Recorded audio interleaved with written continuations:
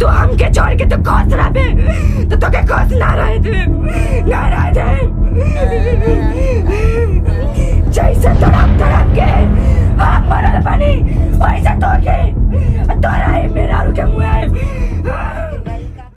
आज हमारा घरे केहू नहीं खा देखो बुलाइए नहीं कि आब मिल के जाइए हमरा से तो अइला ना अभी तक फोन कइला हमारा कितना आधा घंटा ले हो गेल उनकरा के फोन कइला का जाने कब आई हन आज हम घर के आदमी तब हम कहियन कि आ बुलाइला का करत रहू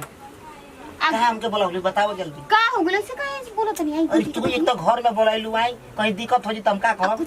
केहू नहीं खाई अब ना जाइए पहले तू बैठ हम यही का कह चाहत रह हमके बताओ कोहल का जाता नहीं रोगो बैठी कभी रोगो के फोन कनिया हां तना आओ तो बनता कुता गनिया कुछ काम में फंस गई नहीं सुनी ना बहुत दिन से हमने के बात करते हैं एक दूसरे से मिलते हैं चली ना अब शादी कर लिया जाओ आज फिर कितना दिन ऐसे छुप छुपा के हमने के मिलन जा ई का कहत रहू काहे का कहता नहीं हमार शादी सेट हो गई बा का ठीक ना हां ई का कहता नहीं लोगा बात माना हम माई बाबू शादी हमके लड़की ठीक ठाक कर देले बड़े तो रोगो के कहल ना जाते कि हमरा से रोगो बात करी ना हम का कहें बताओ हम कहत तो विश्वास कर हमार के और से शादी हो पता अगर रोगो शादी हमरा से ना करब तो हम मर जाएं जहर खा के जान नहीं सुतराम करे आराम से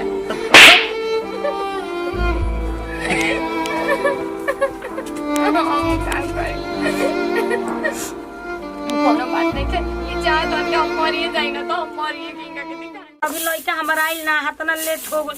हमके तो बुझाते नहीं के का करे अच्छा जाए तो पहाड़ से हरदी कुल काम ओरी ना दे तो ठीक है का बड़े माई खोल कवड़िया अरे बबुआ आगुल का खोला आवत नहीं बबुआ आगुल रे दादा लइका कबे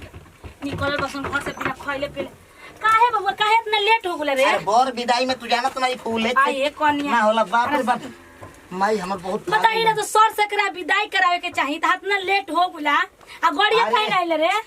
अबे हम का कहीं गाड़ी के विषय में तारा को कदी ना तो कोई आई देखता तार पर गाड़ी रुक गइल वही जे कहता कि भैया तो इजे अब चल जा हमर दूसरा काहे नते पैसा ना ली तो हां दूसरा हमर सवारी धरे के बा बताओ हातना हमर बाबू लोग के लेट हो गला यही कहला के चलते चलो कन्या के लेके चली खइला पहिला बिना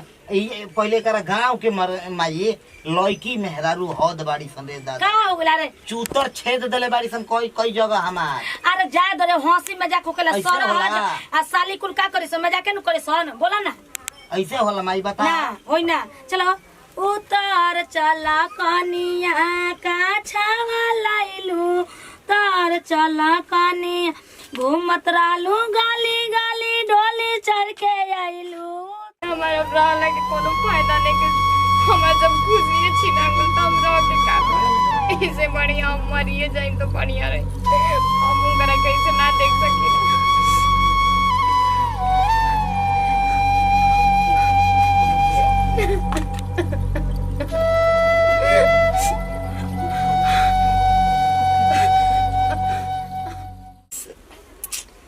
शादी करे के कॉल हनी बाकी हमार परमिला के बहुत याद आवत कैसन हो हम भर जीवन बितैनी 12-13 साल उनका आखिर में माई के कहला में पर के साथ अरे का हो गला रे जे बैठले रह गेले है कुछ नहीं कुछ याद आवता चलो कनिवा का कहि रे नय नोहराइल बिया वो पहिल का रात चल चल चल माई के कहे के चाहिए कुल चलो आओ चलो ता आओ कुल तैयारी कइले बनी साला रे कैसे जिंदगी उजिया अच्छा हमके माफ कर दिया परमिला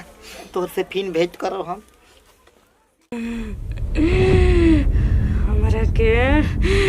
धोखा दे के बहुत खुश बनो आ जाओ हमारे सामने वो हमके धोखा दे के शादी करके हमारे सामने आई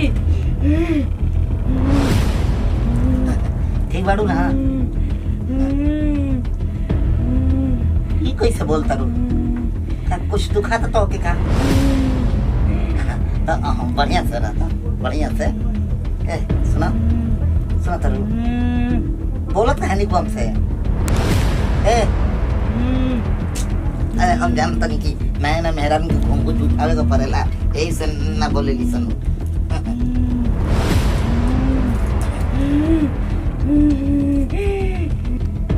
बहुत मजा होता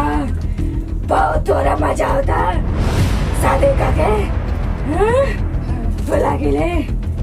तो हम क्या बोला गेले हम कतू कइले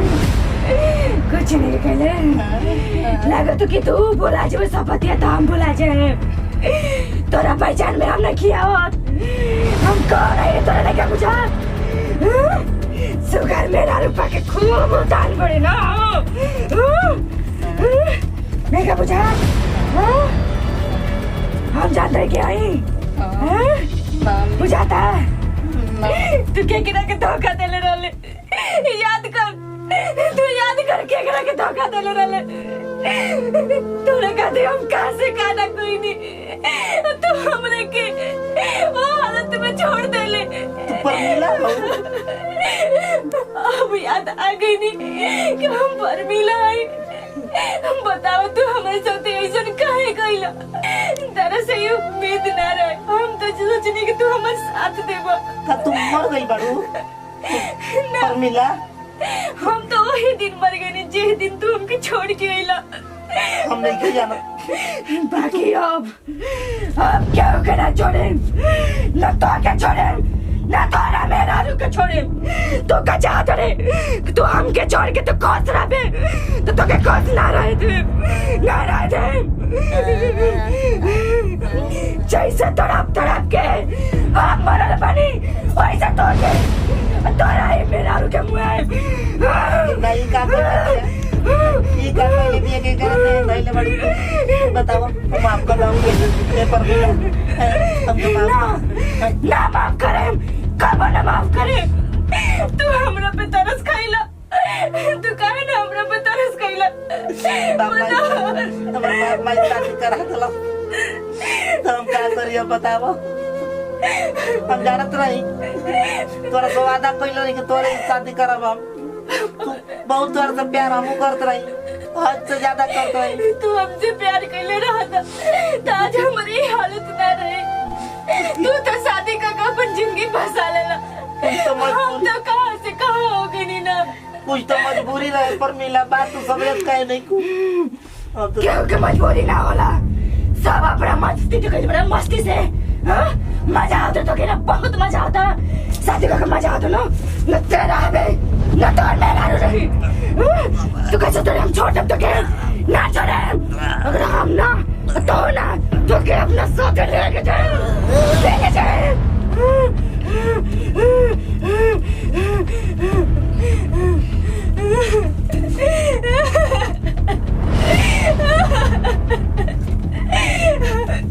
आखिर जब हम चाहनी